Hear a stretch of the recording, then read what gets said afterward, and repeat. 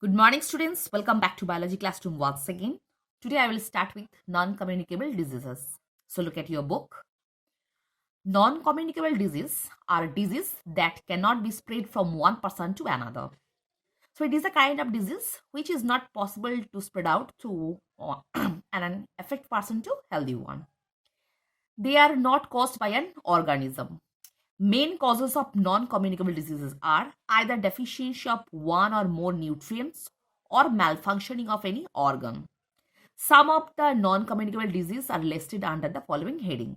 So basically, two main factors are responsible for spreading out the non-communicable disease. That is the deficiency of nutrients and malfunctioning of body parts. Deficiency disease. Deficiency diseases are caused by the insufficient intake or total lack of important nutrients that are essential for the growth and maintenance of the body. So, which kind of minerals, vitamins are basically maintain a great role in our body? When we intake insufficiently these important nutrients, it may cause to create deficiency disease. Some well-known example of deficiency disease are kwashiorkor and marasmus. Next, metabolic disorder. A metabolic disorder develops when some organs such as the liver, pancreas, kidneys, heart, etc. do not function normally. So it is a kind of malfunctioning of body parts. I mean different kinds of body parts when not work properly.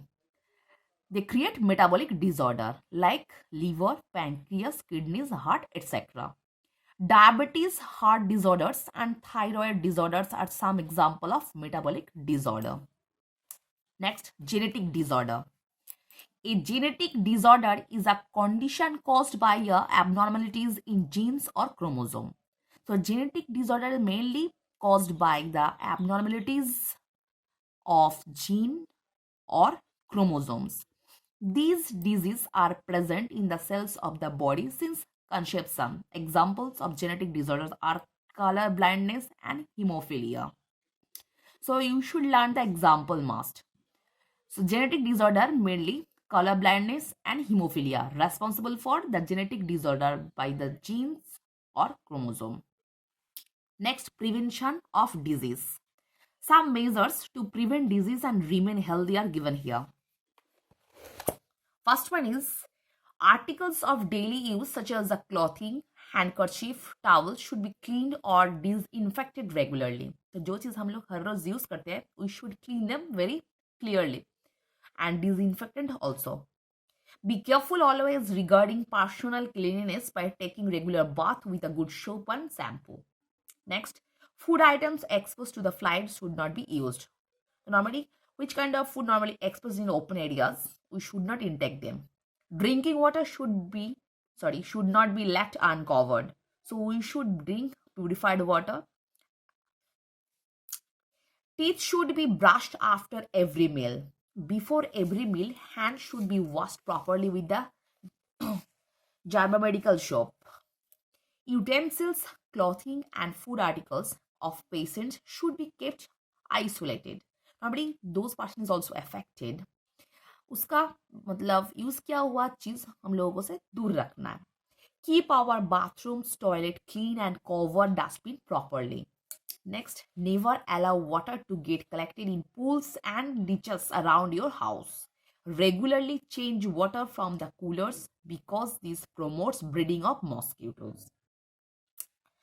Next, spraying of disinfectants and insecticides should be done in house time to time. So this point is very important. Basically, spraying of disinfectant, different types of chemical substances, and basically insecticides are we should spray in our house time to time. In case someone is ill, proper medication should be given to that person for fast recovery. Next, immunity. Immunity refers to body defense against disease.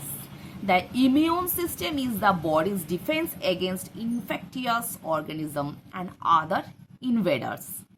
So it is a kind of internal strength by which actually we prevent different kind of disease. through a series of steps called the immune response. The immune system attacks organisms and substances that invade body system and cause disease. Disease causing pathogenic microorganisms enter our body through inspiration, food and water. Our body has some natural mechanism to stop the foreign body. So basically immune system increase our internal strength by which we can actually prevent to stop the foreign body to enter our body. For example, hair and mucous membrane of nasal chamber prevent the entry of germs. Dust and carbon particles. Tears contain antibacterial substances which kills the bacteria. The microorganisms entering in the stomach are killed by hydrochloric acid present in the gastric secretion. So normally which kind of bacteria normally enter our stomach, that is killed by hydrochloric acid which actually released from stomach. When the infection enters in the blood, white blood corpuscles fight against infection. Same way, the immune system makes antibodies which react with germs to destroy them and give protection to the body against disease. So immune system normally makes antibodies which actually perform a great role to destroy the foreign bodies which actually enter our body. After recovering from disease, these antibodies stay in the blood for prevention for the recurrence of the disease. तो normally ये fight होने के बाद antibodies हम लोग का blood के साथ घुल मिल जाता है जब तक मतलब अगर पॉसिबल हो या डिजीज दोबारा आए, इसीलिए नॉर्मली ये रिकरेंस रेडी कर रखा है. There are two types of immunity, namely innate and acquired immunity. तो नॉर्मली इम्यूनिटी दो टाइप का होता है, innate and acquired immunity. Innate means inborn immunity, मतलब हम लोग का जन्म के साथ जो इम्यूनिटी रेडी हो जाता है, दैट इज इनेट और inborn immunity. In inborn immunity, certain antibodies come from the parents against the antigens which cause disease. Normally, जो immunity हम लोग के जन्म के साथ रेडी हो जाता है, we gain from the parents. The pathogens of this disease do not flourish in the body of the animals and thus its body is protected from disease. For example, human beings have inborn immunity against distemper, a fatal viral disease of dogs, even if exposed to the infection. और दूसरा type है acquired, means the immunity which a person attains after a birth when it is infected by a disease causing germ. मतलब normally जो हम लोग gain करते हैं, जो इम्यूनिटी के अंदर ही अंदर हम लोग ग्रो करते हैं, that is acquired immunity. It is called the life time immunity. Acquired immunity is achieved when antibodies are produced in the blood in the response to the antigen.